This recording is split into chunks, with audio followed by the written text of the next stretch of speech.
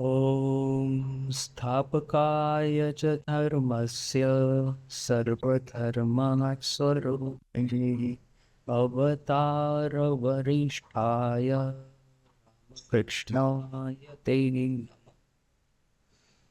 तो कल हमने देखा कि किस तरह से स्वामी जी अपनी कैलिफोर्निया यात्रा समाप्त करके कैलिफोर्निया के जो दिन है, कैलिफोर्निया में जो उनको मैसेज देना था वो समाप्त करके अभी ईस्ट कोस्ट की ओर वापस आ रहे हैं।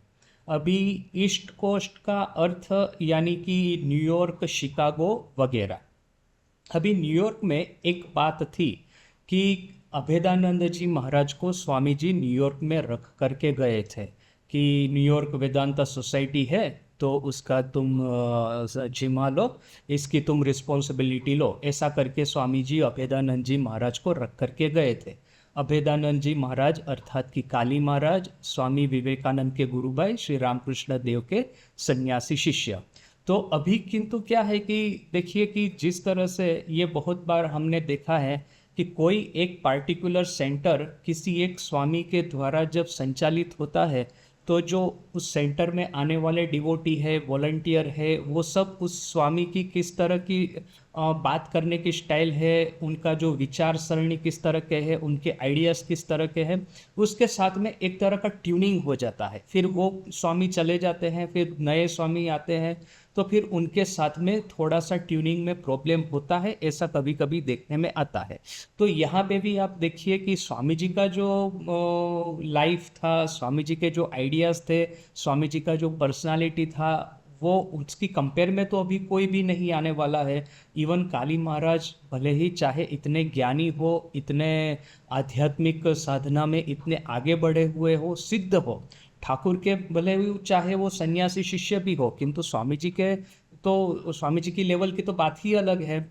तो अभी जैसे ही काली महाराज आए तो स्वामी जी के जो दूसरे शिष्य थे, खास करके ये फ्रांसिस लेगेट वगैरह, इनके साथ में इनका थोड़ा सा अनबन हो गया। और फिर ये लोग जो कि रेगुलरली न्यूयॉर्क वेदांता सोसाइटी में आते थे, उन्होंने आना बंद कर दिया। अभी जैसे ही ऐसा हुआ वैसे ही सभी जो भी ठाकुर स्वामी जी के जो डिसाइपल थे, खास करके सारा ओली बुल है, जोसेफाइन मैक्लाउड है, उन्होंने स्वामी जी को लेटर लिखना शुरू कर दिया। स्वामी जी उस समय कैलिफोर्निया में थे कि आपने जिस तरह से वेदांत सोसाइटी को चलाया, या तो आप जिस तरह से हमको इंस्ट्रक्शन देते थे, हमारे साथ बात करते थे, तो अभेदानंद जी ऐसा नहीं करते, तो अभी क्या किया जाए। देखिए कि सेम इश्यू त्रिगुणातीतानंद जी के समय में भी हुआ था। जब स्वामी जी ने तुरानंद, अमेरिका में स्वामी जी ने अपने 3 गुरु भाइयों को बुलाया था। एक तो अभेदानंद जी महाराज, तुरानंद जी महाराज और त्रिगुणातीतानंद जी महाराज। तुरानंद जी महाराज को स्वामी जी स्वयं अपने साथ में सेकंड विजिट में लेकर के आए थे। अभेदानंद जी को बाद में बुलाया था और त्रिगुणातीतानंद जी को अमेरिका में तब भेजा गया था जबकि स्वामी जी की महासमाधि हो गई थी। और फिर तुरानंद जी ये समाचार सुन करके उनकी कार्य करने की पूरी इच्छा समाप्त हो गई और वो भारत में आकर के परमानेंटली रहने लगे। तो फिर कैलिफोर्निया में कोई नहीं था, तो कैलिफोर्निया वेदांता सोसाइटी को संभालने के लिए त्रिगुणातीतानंद जी को भेजा गया था। अभी देखिए कि सेम कॉन्ट्रास्ट अभेदानंद जी और स्वामी जी में था न्यूयॉर्क वेदांता सोसाइटी में। सेम कॉन्ट्रास्ट ये नॉर्दर्न, अभी तो ये सब नाम है Vedanta society of northern California, southern California. उस समय I think California Vedanta society ना कि ऐसा ही कुछ नाम होगा, जो भी है। तो सैन फ्रांसिस्को, तो सैन फ्रांसिस्को में या लॉस एंजलिस, सैन फ्रांसिस्को, अभी एक ही तो स्वामी है तो उन्हीं को सब कुछ संभालना है। तो कैलिफोर्निया में जब तुरानंद जी थे तो उनका एक आध्यात्मिक भाव था, एक जब ध्यान करने का एक इंट्रोवर्ट नेचर था और उनका बड़ा ही स्निग्ध स्वभाव था। और कार्य को लेकर के बहुत ज़्यादा कुछ वो ये नहीं करते थे कि नहीं ये वेदांत सोसाइटी को खड़ा करना है, यहाँ पे ज़मीन लेनी है, यहाँ पे बिल्डिंग बनाने हैं, ऐसा वगैरह उनका कुछ नहीं था। जो कुछ भी है शांति से रहो एक जगह पे। और वो शांति आश्रम अभेदानंद जी की एक डिसाइपल ने डोनेट की, एक बहुत बड़ी जगह। तो वहाँ पे अपने डिसाइपल्स को जा करके वो रहते थे, ले जा करके। उसमें आइडा अंसल भी थी, ये स्वामी अतुलानंद जी महाराज, गुरुदास महाराज इतने फेमस है अपने ऑर्डर में, तो वो भी थे। फिर वो ऐसे काफ़ी डिसाइपल्स थे स्वामी जी के भी उस समय के, वो सब तुरानंद जी के साथ में शांति आश्रम में जा कर के रहते थे। तो इतना एक सुंदर, जैसे कि भारत का एक गुरुकुल ही वहाँ पे विदेश की धरती पे न बनाया हो, ऐसा एक वातावरण शांति आश्रम में बनता था। तो वो थे तुरानंद जी। किंतु जब तुरानंद जी भारत चले गए और त्रिगुणातीतानंद जी को भेजा गया, तो त्रिगुणातीतानंद जी का नेचर है थोड़ा सा कार्यक्षम, कार्य करने वाला। तो उनको ऐसा लगा कि चलो थोड़ा सा जमीन लिया जाए, वहाँ पे हिंदू मंदिर बनाया जाए, जो first Hindu temple in America. आपने शायद उसके फोटोज देखे होंगे। अभी तो बाद में अशोकानंद जी ने एक बहुत बड़ा नया मंदिर एक बनाया है, किंतु जो पुराना मंदिर है वो अभी भी है और बड़ा ही वो देखने में अद्भुत लगता है। वो अभी सैन फ्रांसिस्को का एक लैंडमार्क है, क्योंकि देखेंगे कि विभिन्न तरह के गुंबज वहाँ पे वो है, डोम जिसको बोलते हैं इंग्लिश में। तो विभिन्न तरह के, वो कभी वो तुर्किश स्टाइल के, न कि वो के इंडियन स्टाइल के, न कि वो वेस्टर्न स्टाइल के, इस तरह के विभिन्न विभिन्न डोम्स उन्होंने बनाया है। तो बड़ा ही सुंदर लगता है वैसे दिखने में। तो ये सब जो आइडियाज़ थे, उसके बाद में शांति आश्रम में फिर केबिन बनानी है, फिर जो वहाँ पे जाएंगे रहने के लिए उनको एक स्ट्रिक्ट रूटीन फॉलो करना है। खाने के समय में स्त्री और पुरुष अलग बैठेंगे, जो कि वो कि वेस्टर्न ट्रेडिशन नहीं है। ये सेपरेशन जो है वो एक्चुअली इंडियन ट्रेडिशन है। मंदिर में भी आप जाके देखेंगे अपने मंदिरों में इंडिया में, तो स्त्रियों के बैठने के लिए एक साइड पे और पुरुषों को बैठने के लिए दूसरे साइड पे। वेस्ट में इस तरह से चर्च में नहीं होता। तो ये सब इंडियन आइडियाज़ जो थोड़ा सा एक्स्ट्रा जो वहाँ पे इम्प्लीमेंट किए त्रिगुणातीतानंद जी ने, इससे कि क्या हुआ कि कुछ कुछ लोगों को इससे ये ऐसा लगा कि त्रिगुणातीतानंद जी, तुरानंद जी और स्वामी जी के जो ट्रेडिशन एक चली आ रही है उसको भंग कर दे रहे हैं। अदरवाइज इतना नया बिल्डिंग बनाना, नई जमीन लेना, नई कॉटेज बनाना, सभी को एक रेजिमेंटेशन में रहना, ये सब कहाँ ये तो वेस्टर्न आइडियाज़ नहीं है। इस सब चीज़ों को आप यहाँ पे क्यों इम्प्लीमेंट करते हैं? तो जो भी है, तो ये जो कन्फ्लिक्ट जो है, एक कन्फ्लिक्ट कभी कभी होता है कि जब एक स्वामी चले जाते हैं, नए स्वामी आते हैं, तो पुराने जो डिसाइपल होते हैं तो उनको लगता है कि नहीं, ये तो बहुत ज़्यादा कुछ डिफरेंट हो रहा है। यहाँ तक कि आइडा अंसल और ये गुरुदास महाराज, अतुलानंद जी महाराज, ये दो लोग भी त्रिगुणातीतानंद जी से धीरे धीरे दूर चले गए थे। आइडा अंसल का मन में था कुछ, किंतु क्या है कि उसका डेडिकेशन भी काफ़ी था वेदांत के प्रति, तो वो तो वहाँ पे रहने लगी इनके साथ में। किंतु फिर गुरुदास महाराज भारत में आ गए थे, अतुलानंद जी और मायावती में काफ़ी साल रहे थे। तो यहाँ पे न्यूयॉर्क वेदांता सोसाइटी में भी ऐसा ही कुछ चल रहा है कि अभेदानंद जी की कार्यशैली से कुछ लोग नाराज, स्वामी जी के डिसाइपल, और स्वामी जी को पत्र लिख रहे हैं। उस समय स्वामी जी कैलिफोर्निया में थे, तो स्वामी जी ने कैलिफोर्निया से ही कहा, बड़ा ही स्पष्ट कहा कि देखिए, मैंने न्यूयॉर्क वेदांता सोसाइटी का चार्ज काली को दे दिया है, अभेदानंद जी को दे दिया है। अभी वो जैसा ठीक समझे वैसा ही वो चलाएगा, मैं इसमें इंटरफियर नहीं करना चाहता। और फिर जब स्वामी जी न्यूयॉर्क वापस आए कैलिफोर्निया से, अभी ये अंतिम चरण है उनकी विदेश यात्रा का, इसके बाद में वो कभी भी अमेरिका वापस आने वाले नहीं थे। तो जो आखिरी दिन थे, उस समय ये अभेदानंद जी एक बार स्वामी जी को 2-3 बार बोले कि तुम्हारा न्यूयॉर्क है, तुम अभी इसको वापस ले लो। तो अभी क्या है कि अभेदानंद जी के मन में भी शायद ऐसा कुछ उनके अहम को आघात पहुंचा होगा कि स्वामी जी के डिसाइपल सब मिल कर के मेरे अगेंस्ट में ग्रुप बना रहे हैं, ऐसा कुछ शायद उनके मन में लगा होगा। मैं तो अनुमान करके कह रहा हूँ। तो स्वामी जी को 2-3 बार ऐसा कहा कि न्यूयॉर्क तो तुम्हारा है, क्योंकि यहाँ के डिसाइपल तो तुम्हारे हैं, वो तो मेरी बात तो सुनते नहीं है, मेरे अगेंस्ट में तुमको लेटर लिखते हैं, तो न्यूयॉर्क तुम्हारा है, तुम तुम्हारा न्यूयॉर्क वापस ले लो।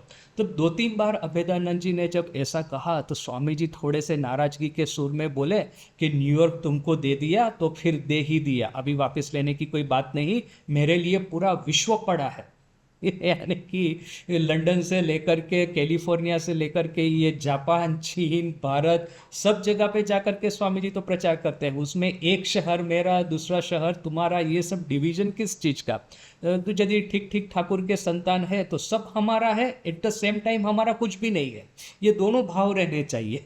पूरा जगत मेरा है इस अर्थ में कि सभी चीज़ों के भीतर में, सभी व्यक्तियों के भीतर में, सभी मनुष्य के भीतर में ईश्वर है, ब्रह्मन है। ये ब्रह्म दर्शन सभी सर्वभूत के भीतर में करना चाहिए। ये तो एक है। दूसरा कि माया से किसी का संबंध हमारा नहीं है, माया जनित संबंध हमारा किसी के साथ नहीं। ये मेरा डिसाइपल है, मैं इसका गुरु हूँ, वो सब क्या है। अभी साथ में इकट्ठा हुए तो दो तीन बातें बता दी ठाकुर ने, जो बताई थी वेदांत में जो है अपनी ट्रेडिशनल थिंकिंग, अपना खुद का कुछ क्रिएटिव थिंकिंग, वो बता दिया, शेयर कर दिया और मामला खत्म हो गया। इसमें ये मेरा डिसाइपल, ये मेरा गुरु, ये सब क्या है। तो न्यूयॉर्क मैंने तुमको दे दिया, तुम ही रखो, मेरे लिए पूरा जगत पड़ा है। तो ऐसा ये अभेदानंद जी के साथ में कुछ वार्तालाप हुआ। उसके बाद में एक दूसरा एक है निवेदिता का। देखिए कि निवेदिता स्वामी जी के साथ में भारत आई थी, साथ में आई थी, अर्थात स्वामी जी के साथ में नहीं, किंतु स्वामी जी के बुलाने पे आई थी। अभी भारत में रुकी और स्वामी जी की बड़ी इच्छा थी कि कन्या शिक्षण के लिए, कन्या शिक्षा के लिए वो कुछ ना कुछ प्रयास करे, क्योंकि ऑलरेडी निवेदिता का एजुकेशन फील्ड में बड़ा ही इंटरेस्ट था। वो खुद एक स्कूल में टीचर थी वहाँ लंदन में। तो फिर स्वामी जी ने सोचा कि यही कार्य विदेशी जो एक आइडियाज़ है उसको भारत में इम्प्लीमेंट करना चाहिए। स्वामी जी ने ऐसा नहीं कहा कि हमको वेस्टर्नाइज हो जाना है, किंतु ये जो वेस्टर्न थिंकिंग प्रोसेस जो है, एक मॉडर्न थिंकिंग प्रोसेस, जिसकी मदद से हम लोग नेचर या तो प्रकृति के जो रहस्य है उसको उद्घाटित करके प्रकृति को how to harness it for the benefit of mankind, ये जो मॉडर्न मेथड ऑफ एग्रीकल्चर है, हॉर्टिकल्चर है, ये स्टीम इंजन है, ये टेलीकम्युनिकेशन टेलीग्राफ है, ये फिर ये समुंदर यात्रा है, ये उस समय के जो मॉडर्न मेडिसिन है, उस समय के जो पूरे लेटेस्ट साइंस जो कहा जाता था, उसको अपनाना है। एट द सेम टाइम अपनी वेदांतिक सिस्टम को बरकरार रखना है। तो स्वामी जी वहाँ पे गए थे, एक महाकाली पाठशाला बोल करके एक कन्या शिक्षण के लिए कलकत्ता में एक थी, उसकी जो संचालिका थी उन्होंने स्वामी जी को बुलाया था। स्वामी जी उस पाठशाला के दर्शन करने के लिए, उसका इंस्पेक्शन करने के लिए गए थे। बाद में जब वापिस आते हैं तो शरद चंद्र चक्रवर्ती उनके साथ में था, पूछता है कि स्वामी जी आपको कैसा लगा। तो स्वामी जी कहते हैं कि प्रयास बहुत ही अच्छा है, बस एक ही बात है कि स्त्रियों की शिक्षा के लिए पुरुष टीचरों को यहाँ पे क्यों रखा है। यदि स्त्रियों को, लड़कियों को शिक्षा देनी है तो अच्छा है कि लेडी टीचर को ही रखा जाए, पुरुष टीचर को वहाँ पे रखने की क्या आवश्यकता है। ऐसा स्वामी जी का स्पष्ट मत था। तो जब निवेदिता ने स्वामी जी को अपने गुरु के रूप में, अपने मास्टर के रूप में स्वीकृत किया, तब स्वामी जी ने कहा कि तुम भारत आओ और भारतीय लड़कियों को शिक्षा दो। तो निवेदिता गई भी सही, ये कार्य प्रारंभ भी किया, किंतु पता है ना कि देखिए कि एक और हम लोग, भारत इतना मतलब गड्ढे में गिरा हुआ था, इतनी बुरी अवस्था थी, आर्थिक दृष्टि से, सामाजिक दृष्टि से, राजनैतिक दृष्टि से, सभी तरह से हम लोग विदेशी सत्ता के पैर के नीचे में कुचड़ते जा रहे थे। इतना होने के बावजूद अपना ये जो कास्ट है, अपनी जात है, उसका अभिमान इतना भयानक था कि निवेदिता को अपने घर में प्रवेश नहीं करने देते थे। ये ब्राह्मण जितने भी थे, निवेदिता को अपने घर में खाना नहीं खाने देंगे। फिर ये निवेदिता माँ के घर में जाकर के रुकी तो माँ ने तो बड़े ही मुक्त हस्त से, बड़े ही उदार हृदय से उसको आमंत्रण दिया कि चलो तुम मेरे साथ में रहो। किंतु माँ के साथ में जितनी एक दूसरी ब्राह्मण जो सब उनकी संगिनियाँ थी, उनके मन में कुछ ना कुछ चल रहा है, करे ये तो म्लेच्छ है, इसको ब्राह्मण लोगों के साथ में क्यों रहने देना। तो ये जाति अभिमान है। कुछ दिनों के बाद में निवेदिता को पता चला कि उसने अपना सर्वस्व कुछ त्याग करके स्वामी विवेकानंद के पदानुसरण होकर के भारत में आई है, भारतीय कन्याओं को शिक्षा देने के लिए। किंतु यही भारतीय लोग उसको ठुकरा रहे हैं, यही भारतीय लोग इसके साथ में खाना खाने को, एक साथ में बैठने को, एक घर में रहने को तैयार नहीं है। तो नेचुरली उसको कष्ट तो हुआ ही होगा। तो अभी ये तो एक प्रॉब्लम था, निवेदिता के साथ में चल रहा था। दूसरा कि अर्थ संग्रह इतना अच्छे से नहीं हो पा रहा था, कि जितनी अपेक्षा रखी थी। अभी एक छोटी सी जगह पे 10-15 लड़कियों को लेकर के रहना, अभी निवेदिता की तो एक एम्बिशन भी तो एक बहुत ज़्यादा थी ना, कि पूरे भारतवर्ष में इस तरह से ज्ञान और विज्ञान का प्रकाश फैलाना है, अपने गुरु के जो वचन है तो पूरे भारत में फैलाने हैं। ऐसा तो उसके मन में था, एक रेवोल्यूशनरी स्पिरिट था। एक छोटी सी जगह पे 10-15 लड़कियां, उसको भी बड़ी ज़बरदस्ती ला करके रखा गया है, और ये जो हाई कास्ट लोग हैं पता नहीं उसके पीछे पीछे में क्या बोल रहे हैं, तो अर्थ संग्रह नहीं हो पा रहा है। तो ये सब समस्याओं से निवेदिता काफ़ी ग्रसित थी। उसमें भी ये मिस मुलर ने जो सब पागलपन चालू किया था, वो ये भी एक फैक्टर था शायद। तो ये सब चीज़ों को लेकर के स्वामी जी ने कहा, एक काम करो, तुम चलो मेरे साथ में, सेकंड टाइम मैं जा रहा हूँ फॉरेन, तो तुम भी मेरे साथ चलो, तो तुमको मेरे जितने भी डिसाइपल हैं मैं तुमको परिचय करवा दूंगा। वो देखो तुम अपनी पाठशाला के लिए, लड़कियों के लिए यदि कुछ तुम अर्थ संग्रह डोनेशन कलेक्ट कर सकती हो कि नहीं। तो ऐसा बोल करके निवेदिता को लेकर के अमेरिका आए तो सही, पहले लंदन बाद में अमेरिका। किंतु अनफॉर्चुनेटली निवेदिता जहाँ पे भी जाती है सब जगह से उसको एक तरह से रिजेक्शन ही प्राप्त हुआ। क्योंकि देखिए कि दो चीज है, ये जो रेसिज्म जो होता है ना, एक तरह से विदेशी लोगों ने, काफ़ी लोगों ने स्वामी जी को अपना एक रिस्पेक्ट, एडमिरेशन वो दिया था। कोई किसी किसी ने उनको अपने गुरु के रूप में स्वीकार भी किया था, तो वो तो एक चीज है। किंतु एक गोरी विदेशी महिला स्वामी जी को अपना गुरु बना करके उनसे दीक्षित होकर के भारत में जाए, ये कन्वर्जन, कि क्रिश्चियनिटी से हिंदुइज्म में कन्वर्जन हो, फिर भारत में जाए और भारत से विदेश में आकर के स्वामी जी के नाम पे पैसा मांगे, तो ये जो वाइट सुप्रीमसी सुपीरियोरिटी जो है उनकी, वो शायद इतना बर्दाश्त नहीं कर पाई। ये भी एक विचित्र साइकोलॉजी है।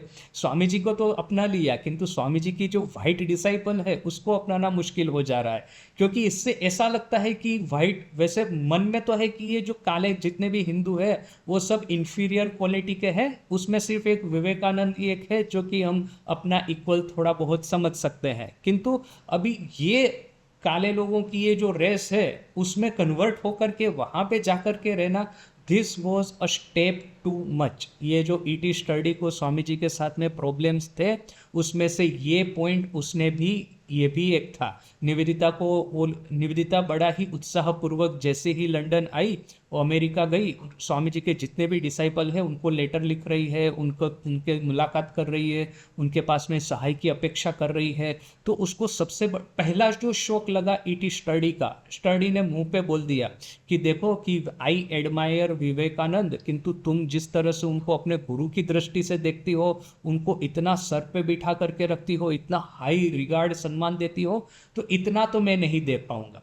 क्यों? क्योंकि मैं स्वामी जी के साथ में रहा हूँ और मैंने उनकी लग्जरियस लाइफस्टाइल देखी है, वो मेरे से बेटर नहीं है। मैं भी हिमालय जा करके तपस्या करके आया हूँ, तो स्वामी जी से ज़्यादा ऑस्टेरिटी तो मैं करता हूँ। मैं वेजिटेरियन खाना खाता हूँ, मैं च्यूरिट नहीं पीता, मैं जिस तरह से रहने को मिलता है वैसे ही रहता हूँ। तो एक हाउस होल्डर अपनी स्वामी जी के साथ कंपेयर कर रहा है, तो भले चाहे वो करे, तो बोलने में हमको क्या करेंगे हम लोग। तो किंतु ये दैट वाज फर्स्ट शॉक कि निवेदिता को पता चला कि हालांकि जो लोग स्वामी जी को वर्बल रिस्पेक्ट देते हैं, उनके हृदय में थोड़ा सा भी झांक करके देखेंगे तो ये वेस्टर्न सुपीरियोरिटी या तो ये रेशियल सुपीरियोरिटी है, उसकी दीवार फट करके सामने खड़ी हो जाएगी, भले ही चाहे वे लोग इसके बारे में शब्दों में न वर्णन करते हो। आज देखिए कि हमारा स्वामी रामकृष्ण विवेकानंद लिटरेचर में ये वेस्टर्न सुप्रीमसी या तो फिर ये रेशियल सुपीरियोरिटी, इसकी बात बड़ी ही रेयरली आपको पढ़ने को मिलेगी। जिन लोगों ने स्वामी जी के साथ झगड़ा किया,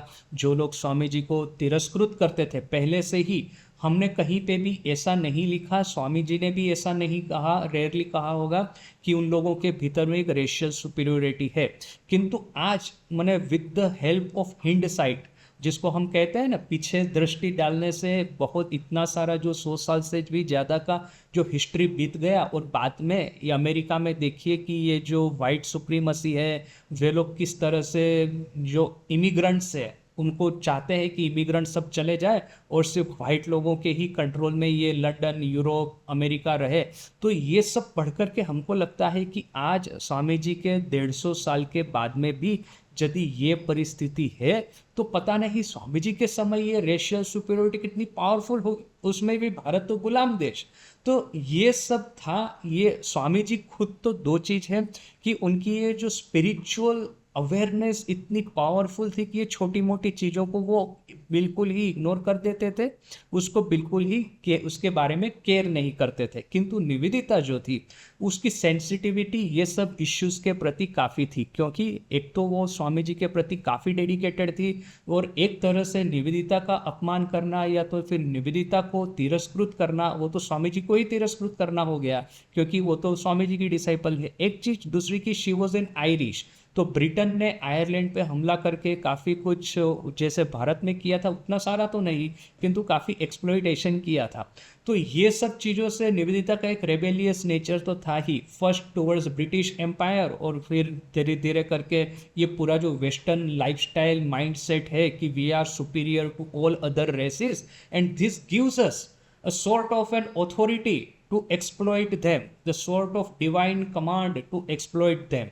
तो मैंने इस चीज़ के बारे में निवेदिता का काफ़ी गुस्सा था। तो जब निवेदिता पहले तो ईटी स्टडी की बात से उसको काफ़ी शौक लगा, फिर अमेरिका में आई, तो पहले तो शुरू के कुछ दिनों में रिजली मैनर में स्वामी जी के साथ में रह रही थी। अभी रिजली मैनर में रह रही थी तब तक तो ठीक था। अभी जोसेफाइन मैक्लाउड है, बेटी लेगेट है, सारा ओलीबुल है, ये तीन लोग स्वामी जी के सबसे ज़्यादा डेडिकेटेड वेस्टर्न डिसाइपल थे उस समय। ये मिसिस सेवियर को यदि छोड़ दे तो मिसिस सेवियर उस समय भारत में थी, तो मिसिस सेवियर को छोड़ करके ये तीन closest disciple of Swami ji in America. उसके बाद में वेस्ट कोस्ट पे थे मिसिस एलिस हेंसब्रो वगैरह, किंतु उनके साथ में निवेदिता की मुलाकात उस समय नहीं हुई थी। तो ये तीन तो वैसे निवेदिता को काफ़ी सपोर्ट करते थे, किंतु स्वामी जी एक बार रिजली मैनर छोड़ करके कैलिफोर्निया चले गए और निवेदिता को कहा कि तुम यहीं पे न्यूयॉर्क, बोस्टन, शिकागो, ये सब जगह पे जाकर के तुम थोड़ा सा फंड कलेक्ट करो। तो एक के बाद एक निवेदिता को शौक लगने लगी, यहाँ तक कि ये जो मेरी हेल, इजाबेल मैककिडली वगैरह, जो स्वामी जी की जो स्वामी जी जिस समय अमेरिका आने के समय पहली बार जहाँ पे रुके थे, मिस्टर एंड मिसिस हेल, उनकी जो दो लड़कियाँ, दो भतीजियाँ, इन लोगों ने भी निवेदिता को कह दिया कि स्वामी जी के प्रति हमारी भक्ति है, किंतु स्वामी जी का जो भारतीय कार्य है उसमें भी ये जो काले भारतीय है उनके उत्थान के लिए पैसा देना, ये सब तो हमारे से नहीं हो पाएगा, ऐसा मुंह पे बोल दिया था। तो एक के बाद एक शौक लगते गए कि स्वामी जी को वैसे जो वर्बली काफ़ी कुछ रिस्पेक्ट करते थे, स्वामी जी भी उनको रिस्पेक्ट करते थे, किंतु स्वामी जी के कार्य के लिए रुपया देना, और वो भी एक विदेशीनी औरत को जो कि स्वामी जी के पदानुसरण होकर के भारत में गई है, ये तो कभी भी संभव नहीं होगा। तो ये सब शौक निवेदिता को लगे। उसके बाद में एक समय ऐसा आया, देखिए कि अमरनाथ की यात्रा से ही निवेदिता के मन में जो संदेह, जो प्रश्नों का एक भीतर में एक तूफान चल रहा था, वो तो एक था ही था, दूसरे में ये सब कुछ हो रहा है।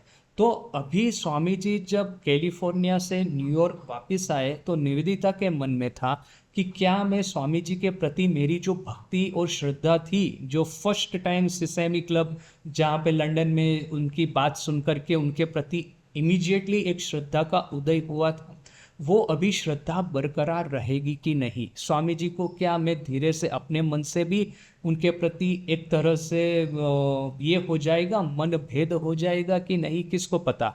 तो निवेदिता उस समय न्यूयॉर्क में आई और किसी को बिना बताए स्वामी जी जहाँ पे प्रवचन पहला देने वाले थे न्यूयॉर्क में, वहाँ पे हॉल में जाकर के बैठ गई, और मन में ये संदेह सतत चल रहा है। निवेदिता खुद अपने हाथों से लिखती है कि मेरे मन में ये संदेह चल रहा है कि स्वामी जी जब हॉल में प्रवेश करेंगे और ये जो इतनी सारी घटनाएं हुई है, तो अभी उनके प्रति मेरी श्रद्धा, मेरा फेथ, डेडिकेशन रहेगा कि नहीं।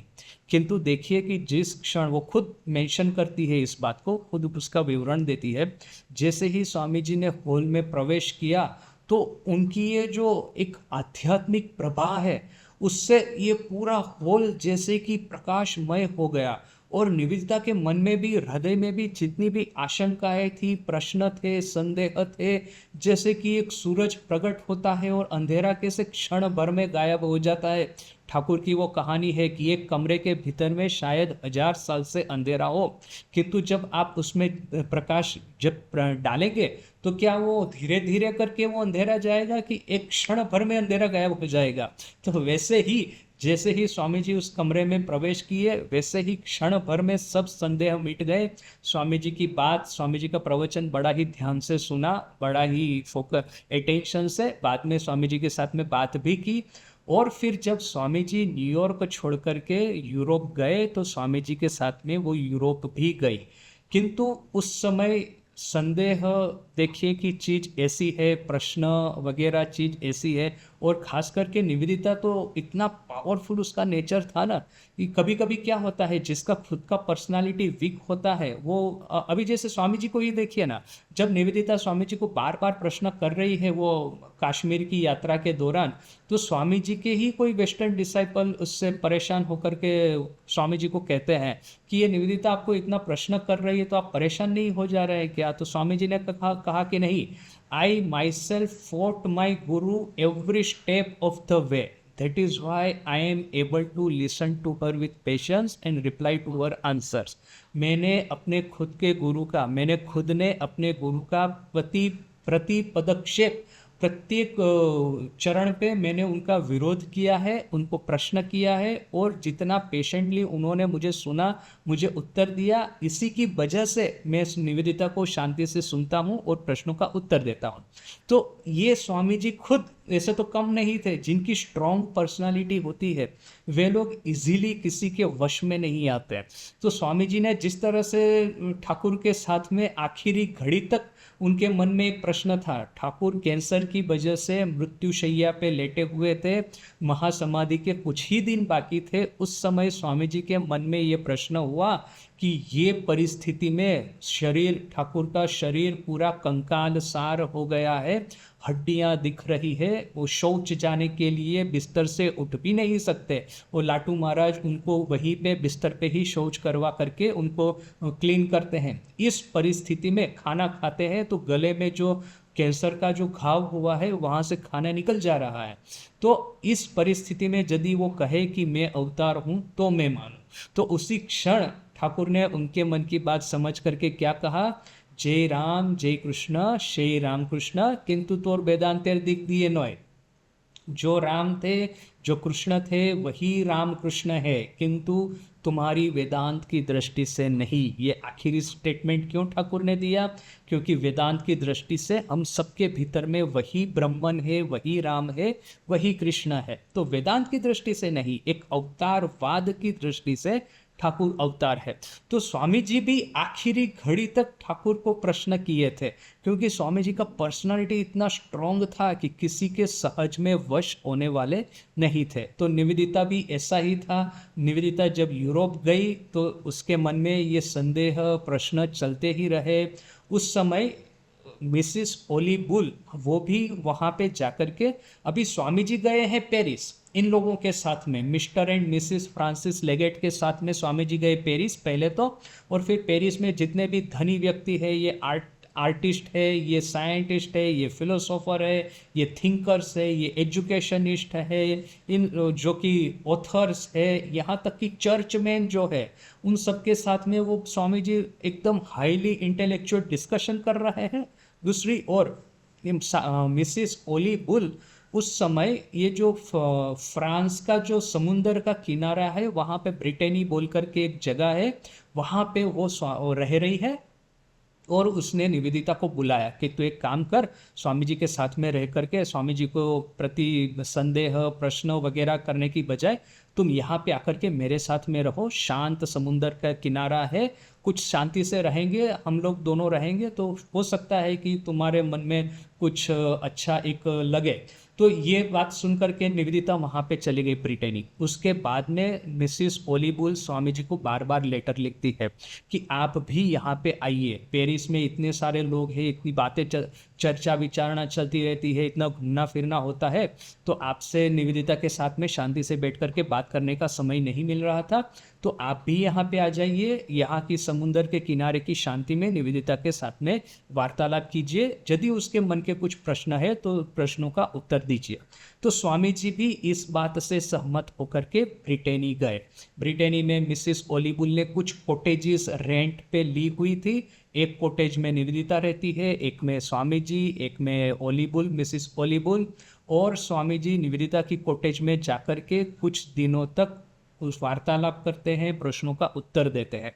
अभी इस बात का किंतु कितना परिणाम आया ये सब कहना मुश्किल है, क्योंकि देखिए कि जो निवेदिता है उस लेवल पे उसका जो माइंड था, उस लेवल पे इंसाइट पाना कि क्या चल रहा है, हम लोगों के लिए बड़ा ही दुष्कर है। निवेदिता ने जब वो अपनी master as I saw him पुस्तक लिखी है, उसमें इतना सुंदर उसने अपना जो इवोल्यूशन है उसको ट्रेस किया है। उसमें वो एक है। दूसरा कि निवेदिता के लेटर्स है, निवेदिता के लेटर्स पढ़ेंगे, उसमें स्वामी जी के प्रति उसकी जो श्रद्धा भक्ति प्रकट होती है, स्वामी जी के प्रति जो रिस्पेक्ट प्रकट होती है, वो अद्भुत है। स्वामी जी ने एक बार एक पोएम लिखी, पोएम पढ़ करके सबको सुना रहे हैं, ये वही रिजली मैनर की ही बात है। तो सबको सुना रहे हैं, फिर स्वामी जी एक लेटर में लिखते हैं कि मेरी पोएम का मुझे कैसा फीडबैक मिला। फिर कहते हैं कि निवेदिता कहती है आपकी पोएम बहुत अच्छी है, किंतु वो निवेदिता की बात पे मैं विश्वास नहीं करूंगा, क्योंकि निवेदिता की दृष्टि से मैं जो कुछ भी करता हूँ सब कुछ बेस्ट ऑफ द बेस्ट ही है। तो यदि पोएम अच्छी भी नहीं होगी तो भी शायद निवेदिता ने ऐसा कहा है कि भाई पोएम बहुत अच्छी है, इसलिए इसके फीडबैक पे मुझे विश्वास नहीं। यानी देखिए कि ऑन वन हैंड ये जो respect, on the other hand ये प्रश्न परंपरा, ये दोनों पैरेलल एग्जिस्ट कर सकती है। ह्यूमन माइंड इतना कॉम्प्लिकेटेड है, इतना कॉम्प्लेक्स है कि परस्पर विरोधी भावों को अपने में धारण कर सकता है। तो ये आखिर में ब्रिटेनी में निवेदिता का मन, उसके मन में क्या चल रहा था बिल्कुल परफेक्टली कहना मुश्किल है, किंतु आखिरी दृश्य का निवेदिता ने जो सुंदर वर्णन किया है कि स्वामी जी जाने वाले हैं, निवेदिता, संध्या का समय था, वो लैंटर्न लेकर के निवेदिता खड़ी है और स्वामी जी वो जो कार्ट होता है, घोड़ा गाड़ी उसमें कुछ, तो स्वामी जी बैठे थे और वो जो चल रहा है और निवेदिता को देख करके ऐसा करके हाथ करते हैं, गुड बाय करते हैं। तो that was the last serious discussion between थे। उसके बाद में स्वामी जी जब भारत जाते हैं तो उनकी अवस्था धीरे धीरे करके बड़ी ही खराब से खराब होती जाती है, स्वास्थ्य भंग होता जाता है। और उनकी महासमाधि से कुछ ही समय पहले निवेदिता के मन में शायद कुछ होगा कि अभी स्वामी जी का आखिरी समय है, उनका आखिरी दर्शन करना है, तो यही एक समय है। तो उस समय निवेदिता भारत आई थी, किंतु स्वामी जी का स्वास्थ्य उस तरह का था कि अभी किसी के साथ में किसी भी तरह का सीरियस डिस्कशन करना संभव नहीं था। तो निवेदिता आती थी, स्वामी जी को प्रणाम करती थी, दर्शन करती थी और चली जाती थी। वो कोई सीरियस डिस्कशन बाद में हुआ नहीं। ये ब्रिटेनी में जो दिन बिताए वही एक तरह से यदि कहे तो निवेदिता और स्वामी जी के जीवन का एक लास्ट चैप्टर है। इसके बाद में हमको पता है कि स्वामी जी को पता चल गया कि निवेदिता के जो विचार है सिर्फ रिलीजियस फील्ड तक आबद्ध नहीं है, पॉलिटिकल थिंकिंग भी उसके साथ में मिक्स हो रहा है। खास करके एक प्रोफेसर गेडेस बोल करके एक फ्रेंच था, जिसके विचारों से, सोशियोलॉजी से प्रभावित होकर के निवेदिता ने उसके साथ में कुछ समय बिताया था। तो स्वामी जी को लगा कि अभी धीरे धीरे करके उसकी जो विचार सरणी है दूसरी डायरेक्शन में जा रही है, किंतु स्वामी जी की ओर से निवेदिता को हालांकि परफेक्ट फ्रीडम था।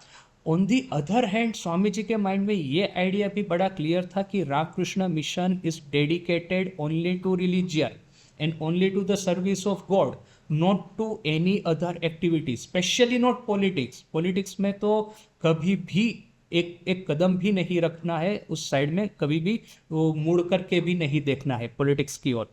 तो स्वामी जी ने ये बात शायद राजा महाराज को बताई होगी। निवेदिता जब स्वामी जी को आखिरी में मिली थी उस समय लेटर में शायद स्वामी जी ने लिखा है कि I recommend you in the Belur Math only Raja Maharaj, no one else, and with this my conscience is clear.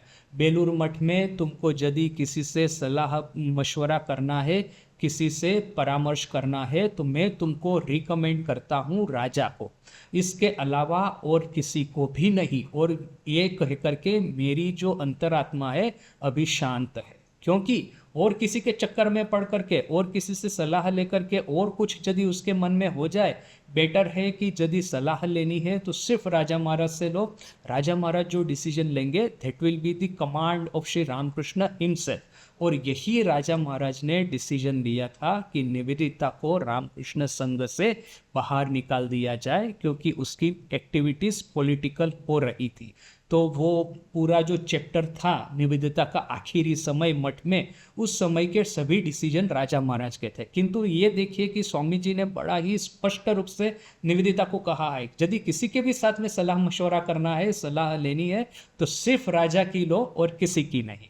तो स्वामी जी की ही जो एक तरह से जो विश होगी कि अपने ऑर्डर को पॉलिटिक्स से कोई भी संबंध नहीं होना चाहिए, उसी का पालन करके राजा महाराज ने निवेदिता को संघ से निकाला था। तो ये पूरी निवेदिता की कहानी, ये यूरोप भ्रमण में पेरिस में जब थे स्वामी जी, उस समय की ये पूरी घटनावली। तो उसके बाद में स्वामी जी ये मैडम एमा काल्वे वगैरह के साथ में वो यूरोप भ्रमण में गए, वियना, कॉन्स्टेंटिनोपल, एथेंस, इजिप्ट में एकाएक स्वामी जी को लगा कि नहीं, अभी भारत की ओर जाया जाए, अभी भारत की सफ़र करनी चाहिए, क्योंकि उनको पता चलने लगा था कि अभी पृथ्वी पे उनके दिन जो है उसकी उल्टी गिनती, काउंटडाउन शुरू हो गया है। अभी जो होगा उनके साथ में मृत्यु के समीप यदि जाना ही है, तो भारत में जो कार्य है उसको एकदम मजबूत, उसको पावरफुल फाउंडेशन पे रख दिया जाए। तो एक हम एक अपने कल्पना की दृष्टि से सोच सकते हैं कि ये जो पुराने पिरामिड है 10,000 साल पुराने, न कि 8,000 साल पुराने, जो भी हो इजिप्ट में, उसके सामने स्वामी विवेकानंद खड़े हैं, क्योंकि वो जो किंग्स वैली जो कहते हैं एरिया जहाँ पे ये सब पिरामिड्स वगैरह है, तो वहाँ की मुलाकात स्वामी जी ने ली थी। तो एक किस तरह से एक तो most ancient symbol of mankind ये पिरामिड, और उसी एंशियंट ट्रेडिशन को ही मॉडर्न एज में प्रसारित करने वाले, प्रचार प्रसार करने वाले स्वामी विवेकानंद। ये गीज़ा के पिरामिड के सामने यदि स्वामी जी का कोई फोटो लिया गया होता तो वो सच में ही बड़ा ही एक क्या कहेंगे कि ये हिस्टोरिकल एक डॉक्यूमेंट हो जाता। किंतु खैर लिए भी गए होंगे तो अभी अपने पास में नहीं है। आखिर में आई थिंक 2001 या 2 में ही हमको स्वामी जी के कुछ फोटोग्राफ मिले थे। 2000 की बात है ना कि 1990 की बात है, जो भी है। तो इस तरह से स्वामी जी के कुछ फोटो कहाँ पे छुपे भी होंगे हमको पता नहीं, भविष्य में हो सकता है कि मिल जाए। तो जो भी है, तो इजिप्ट से फिर स्वामी जी ने बेलूर मठ की यात्रा की, भारत की यात्रा की। और भारत में आए तो वैसे तो किसी को पता नहीं था, स्वामी जी ने किसी को बोला नहीं था, न्यूज़पेपर में कोई समाचार नहीं। स्वामी जी का फर्स्ट टाइम भारत में आगमन और सेकंड टाइम भारत में आगमन, इन दोनों के बीच में कॉन्ट्रास्ट हम लोग मैंने कितना बड़ा कॉन्ट्रास्ट। पहली बार जब भारत आए, कोलंबो में उतरे, पदार्पण किया, कितने लोग स्वामी जी का आवकार करने के लिए, उन्हें उनको उनका ये करने के लिए, वेलकम करने के लिए खड़े थे। सेकंड टाइम स्वामी जी आए, चुपचाप बम्बई में उतरे, वहाँ से ट्रेन में जा रहे हैं कलकत्ता। तो मनमथनाथ बोल करके एक डिसाइपल, उनका एक परिचित था, वो उनके साथ में मुलाकात हो गई। तो वो भी एकदम आश्चर्यचकित हो गया, स्वामी जी आप यहाँ पे है, हमने तो सोचा विदेश में है, भारत में आएंगे तो क्या सब धूमधाम होगी, कुछ नहीं, हमको पता ही नहीं है। तो जो भी है, स्वामी जी पहुँचे वहाँ पे बेलूर मठ, रात को पहुँचे, रात का खाने का समय चल रहा था, और स्वामी जी ने देखा जाकर के कि गेट बंद है। तो गेट जंप लगा करके गेट को क्रॉस करके वो वहाँ पे मठ की ओर जा रहे हैं, और कपड़े तो विदेशी पहने हैं। तो वहाँ पे साधु लोग खाना खाने को बैठे हैं, तो एकदम किसी ने आकर के समाचार दिया कि एक साहब आ रहे हैं, ब्रिटिश ऑफिसर कोई आ रहा है। तो सब लोग सोच रहे हैं कि मठ में इतनी देरी रात को कोई ब्रिटिश आदमी यहाँ पे क्यों आएगा, क्योंकि वो कोट पैंट वगैरह शायद स्वामी जी ने पहना होगा, विदेशी कपड़े। तो ये लोग 2-3 साधु बाहर खड़े रह करके देख रहे हैं कि कौन है ये विदेशी आदमी, इतनी देरी रात को मठ में आए। आकर के सामने आकर के देखा तो स्वामी जी स्वयं उस मठ में एकदम हल्ला गुल्ला हो गया कि अरे स्वामी जी आए, स्वामी जी आए। किसी को कुछ पता नहीं। फिर स्वामी जी को लेकर के वहाँ पे खाने को बैठे। रात को खिचड़ी था, वो खिचड़ी खाया स्वामी जी ने सबके साथ में मिल करके। और फिर वो जो गप लगाने का जो एक सिलसिला अपने गुरु भाइयों के साथ में मिल करके, अपने शिष्यों के साथ में, तो रात की रात वो स्वामी जी गप लगाते रहे। तो वो यहाँ से मैंने this is the end of Swami ji second visit to the West. और अभी आखिरी जो समय बचा है दिसंबर से लेकर के जुलाई 1902, यानी कि 1900, 1901 और ये जुलाई, माने 2.5 साल का आखिरी समय ये अभी स्वामी जी के साथ में बचा है। तो इसके बारे में अभी हम कल बात करेंगे। आज ही शाम शाम दीक्षा ते ही करेंगी श्री मेरा पण स्तुति।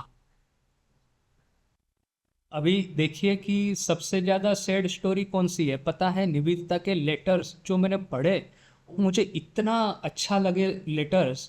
वो लेटर्स अभी शंकरी प्रसाद बसु वो रिसर्च कर रहे हैं निवेदिता के ऊपर में, शारदा मठ नहीं कर रहा, ना ही हम कर रहे हैं। और कहीं से एक दिन पता चला कि किसी के घर जाइए, निवेदिता के लेटर की कलेक्ट करने हैं ना, किसी के घर में मिलेंगे लेटर। तो अभी शंकरी प्रसाद यानी कि कलकत्ता यूनिवर्सिटी के प्रोफेसर और अपने एक अच्छे डिवोटी है, तो गए वहाँ पे। तो कोई एक एक वृद्ध सज्जन वहाँ पे रह रहे थे शायद। तो उनके साथ में कुछ बात किया। अभी पूरा घर, अभी वृद्ध सज्जन भी मृत्यु के किनारे पे बैठे हैं। घर भी ऐसा लगता है अभी गिर जाएगा, धूल है, मिट्टी है, ये सब है। और अभी उनके साथ में बात कर रहे हैं। अभी शंकरी प्रसाद सोचते हैं यहाँ पे मुझे क्या मिलने वाला है, कब बिना मतलब में यहाँ पे आकर के बैठा हूँ। तो ठीक है, अभी एक तो एक ये तो रहती है ना, मैनर्स रहती है कि आकर के देखा कि कुछ नहीं है तो खड़े होके चले गए, ऐसा भी तो नहीं है। अभी आए हैं, बैठे हैं, तो चाय भाई तो पीनी पड़ेगी। तो उसके बाद में वो सज्जन कहते हैं कि वो देखिए वो कार्टून है, उसमें यदि आपको कुछ मिल जाए। तो वो कार्टून वो पूरा धूल मिट्टी से भरा हुआ, उसको खोल के देखा तो अद्भुत, पूरा निवेदिता के लेटर्स से भरा हुआ था, ओरिजिनल हैंड रिटन लेटर्स।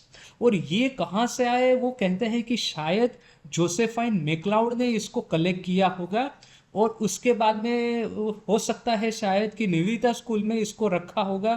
फिर निवेदिता स्कूल से इधर, या मैंने एक कंफ्यूज एक है पूरा क्रोनोलॉजी। एनीवे यहाँ पे इट एंडेड अप हियर, मैंने एक और फिर उसको लेकर के ये इसने वो जो 2 वॉल्यूम में निवेदिता के लेटर्स पब्लिश किए। अब यहाँ तक कि मैं जब टीसी में था, मुझे पढ़ने थे, मुझे कहीं नहीं मिल रहा है। सेम स्टोरी मेरे साथ में रिपीट हुई। मुझे निवेदिता के लेटर्स चाहिए, हालांकि लाइब्रेरी में तो मुझे मिल गए, लाइब्रेरी में तो मैंने पढ़ा, किंतु मुझे पर्सनल कॉपी चाहिए थी, वो कहीं नहीं मिल रही। तो मैं लिमड़ी में था उस समय।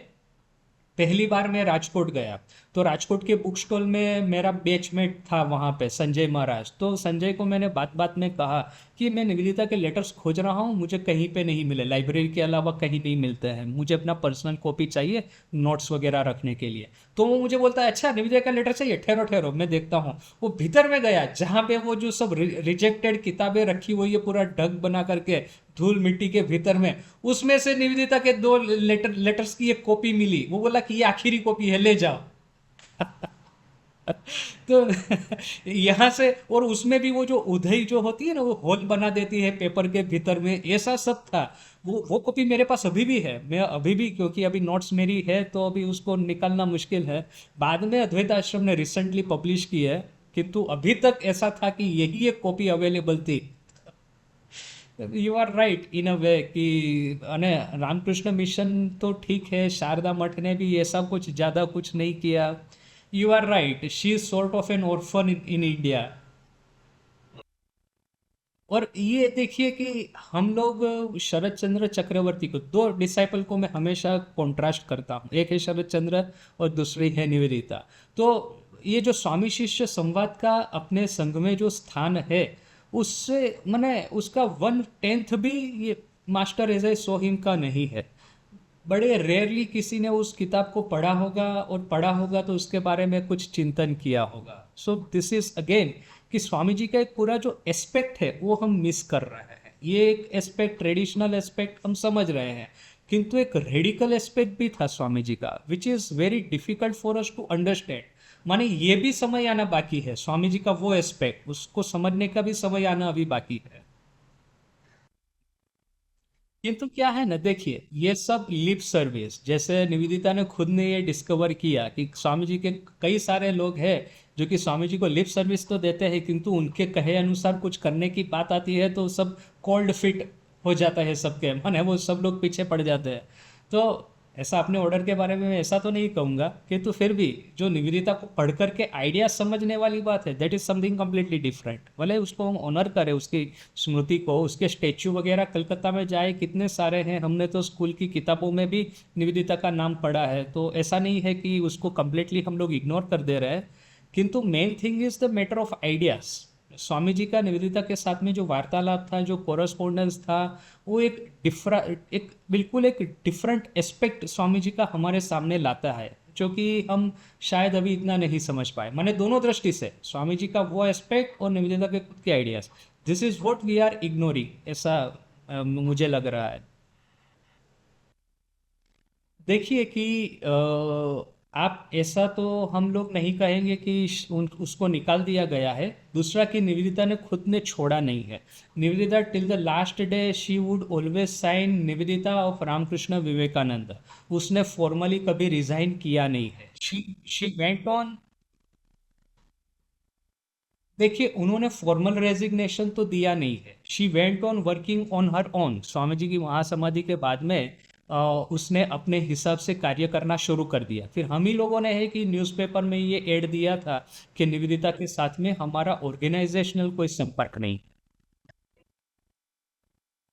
हाँ, मुझे नहीं लगता कि देखिए 100% मुझे भी देखना पड़ेगा, रेफर करना पड़ेगा, किंतु मैं अनुमान करके यहाँ पे कह रहा हूँ कि हाँ, वो थोड़ा मुझे देखना पड़ेगा कि एग्जैक्ट क्या था। किंतु मुझे ऐसा देखिए एक्चुअली मेरा भी प्रॉब्लम क्या है ना कि मैंने निवेदिता को इंडिपेंडेंटली स्टडी नहीं किया। अभी स्वामी जी के जाने के बाद में निवेदिता के साथ में क्या हुआ वो सब किताबें मैंने पढ़ी है, किंतु इतना डिटेल में नहीं। मेरा निवेदिता का study is related to Swami ji. Swami ji के साथ में निवेदिता का जो इंटरेक्शन है मैंने काफ़ी डिटेल में काफ़ी इंटरेस्ट से पढ़ा है। तो स्वामी जी के जाने के बाद क्या हुआ इसके बारे में मैंने इतना ध्यान नहीं दिया। So I am also guilty of the same problem.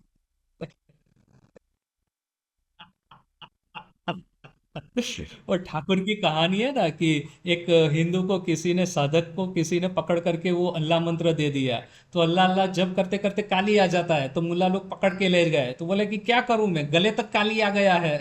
अल्लाह बोलते बोलते ही काली आ जाता है।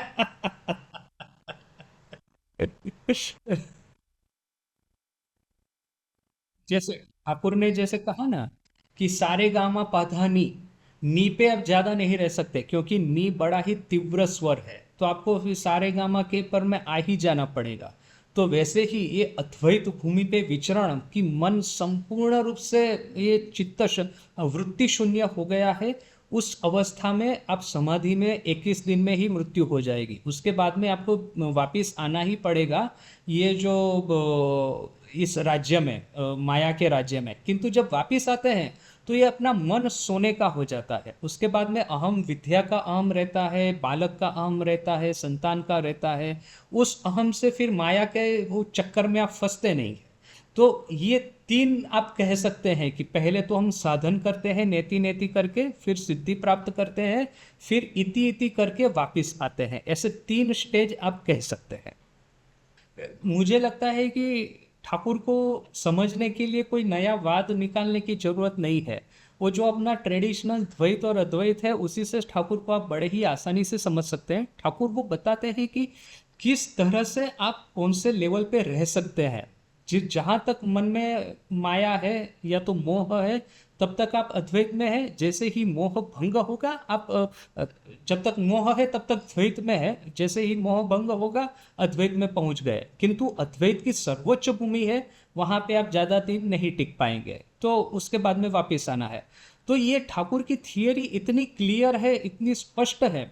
अपना प्रॉब्लम यहाँ पे क्या आता है कि द्वैत और अद्वैत के जो आचार्य है ना, उन्होंने अपने आइडियाज़ को एक्सक्लूसिव बनाने का प्रयास किया कि अद्वैत ही सही है या तो फिर द्वैत ही सही है।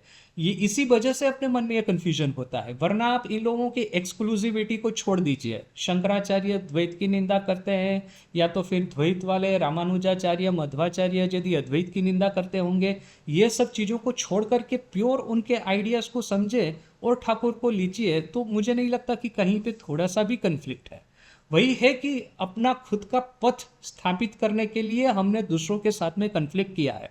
अभी जैसे कि पाकिस्तान का आइडेंटिटी क्या है, तो भारत के साथ में दुश्मनावट है। अभी भारत के साथ में दुश्मनावट चली जाएगी तो पाकिस्तान ही पूरा खत्म हो जाएगा। उसके अलावा पाकिस्तान का एग्जिस्टेंस ही नहीं है, इंडिपेंडेंट यदि कहा जाए तो। उनका पूरा आइडेंटिटी है एनमिटी विथ इंडिया। तो यदि आप एक्सक्लूसिव पथ बनाते हैं तो आपका आइडेंटिटी ही हो जाता है कि दूसरे लोगों के साथ में मेरा एनमिटी है, ये मेरा आइडेंटिटी है। अदरवाइज एनमिटी चला जाएगा तो आपका एक्सक्लूसिविटी नहीं रहेगा, आप फिर वो एक जनरल हिंदुइज्म की जो ट्रेडिशन है उसमें आ जाएंगे। किंतु अपने चेले को बनाना है, चेलों को कहना है कि इधर मत जाओ उधर मत जाओ, सिर्फ यहाँ पे आओ। तो इसी ठाकुर ने भी वैसे मास्टर महाशय को कहा था, किंतु खैर that is a different topic. किंतु ये एक्सक्लूसिविटी मुझे जब तक बनानी है तब तक मैं दूसरों के साथ में उनकी निंदा करूंगा, and then the problem will start. ये जो सीजनल माइग्रेशन, जैसे कि वो पंखी कैसे वो हॉट सीजन में कोल्ड क्लाइमेट की ओर जाते हैं, कोल्ड सीजन में हॉट क्लाइमेट की ओर आते हैं, हम लोग खुद कैसे वो वेकेशन के लिए हिल स्टेशन में जाते हैं। तो वो जिस तरह की क्लाइमेट है, जिस तरह से मन का भाव है, उस तरह से वी स्विच मतलब साधन पद्धति ऑल्सो। उसमें कौन सी एक बहुत बड़ी बात है। ये जो ट्रेडिशनल वो लोग ज़्यादा स्टडी करते हैं उनके मन में ये सब कन्फ्लिक्ट बहुत होते हैं। मैंने तो ट्रेडिशनल कभी स्टडी किया नहीं, तो मेरे मन में तो ये कन्फ्लिक्ट ही नहीं आता है द्वैत और अद्वैत का। वे सब लोग प्रश्न करते हैं यहाँ पे ऐसा है तो वहाँ पे ऐसा है, तो मैंने कहा अरे यार छोड़ो ना उस सब चीज़ों को, तुम स्वामी जी को पढ़ो, ठाकुर को पढ़ो, ये सब क्या लेकर के बैठे हो। कन्फ्लिक्ट तो तुमने अपने माइंड में खड़े करके रखे हैं अननेसेसरी। ये मैं ये सब बहुत सारी चीजों से बच गया हूँ, क्योंकि मैंने स्टार्ट ही ठाकुर माँ स्वामी जी से की है। बाद बाद में तो पता चला भी इतना बड़ा वेदांत है, उसको पढ़ना पड़ेगा। तो अभी तक तो मैंने इतना डिटेल में कुछ भी पढ़ा नहीं है। मैं तो ये प्रश्न भी मेरे खड़े नहीं होते।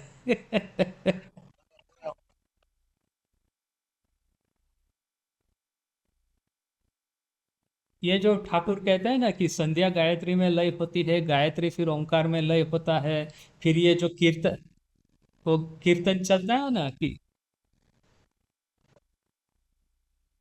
हाँ, ये जो कीर्तन करते करते नीताई अमर माता हाथी, तो ऐसा वो कीर्तन चल रहा है, तो फिर थोड़ी देर के बाद में नीताई अमर माता हाथी भाई, फिर माता हाथी, फिर हाँ करते ही समाधि।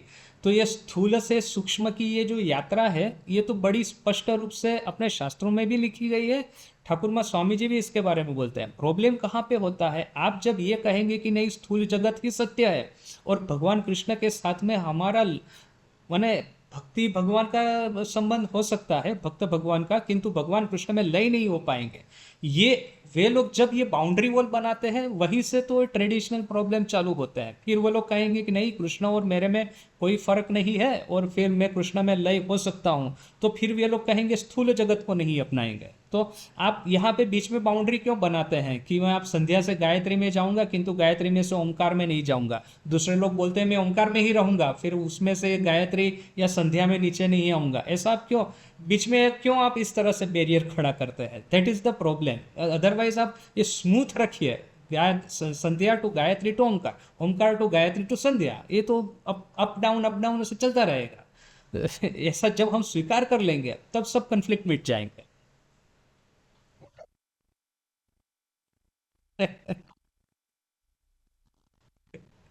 जिसको यदि साधना करनी है ना, तो रामकृष्ण विवेकानंद साहित्य इज कंप्लीट इन इटसेल्फ। दूसरा कि एक इंटेलेक्चुअल एक्सप्लोरेशन भी करना है। बहुत सारे लोग बोलते हैं यार स्वामी जी को क्या पढ़ना है, तो पेट्रियोटिज्म के बारे में बोलते हैं। हम तो पेट्रियोट नहीं है, हम तो साधु है, हमको तो फिलोसॉफी पढ़नी चाहिए। अरे even in order to properly understand philosophy you will have to read Ramakrishna Vivekananda. Otherwise यदि आप डायरेक्ट फिलोसॉफी में जाएंगे तो कन्फ्यूजन के अलावा और कुछ नहीं मिलेगा, क्योंकि ट्रेडिशनल फिलोसॉफी में बहुत सारे प्रॉब्लम्स थे। फिलोसोफर्स अपने आप में परफेक्ट है, किंतु पता नहीं क्यों उन्होंने ये सब बैरियर बीच बीच में खड़ी कर दी है कि इस फेज में से दूसरे फेज में आप नहीं, ये फेज ट्रांजिशन है वो नहीं होगा, एक ही फेज सही है दूसरे फेज गलत है। तो यहाँ से प्रॉब्लम चालू होगा। आप खुद और फिर ये बैरियर खड़ी करने के लिए वे लोग आर्टिफिशियल सब कंस्ट्रक्ट खड़े करेंगे। ये जो अज अज अर्थात कि जिसका जन्म नहीं हुआ है वो अज, तो शंकराचार्य इस तरह से डिफाइन करेंगे, दूसरा अज को डिफाइन करेंगे बकरा के रूप में। अभी संस्कृत लैंग्वेज भी ऐसी है कि इसके बहुत सारे इंटरप्रिटेशन है। तो ये टेक्स्ट टॉर्चर करके आर्टिफिशियल बैरियर खड़ी करके सब भाष्यकारों ने लिखा है। तो जब तक अपनी खुद की कॉन्सेप्चुअल क्लैरिटी नहीं हो जाती, तब वो हम वहाँ पे जाएंगे तो कन्फ्यूजन के अलावा कुछ नहीं मिलेगा।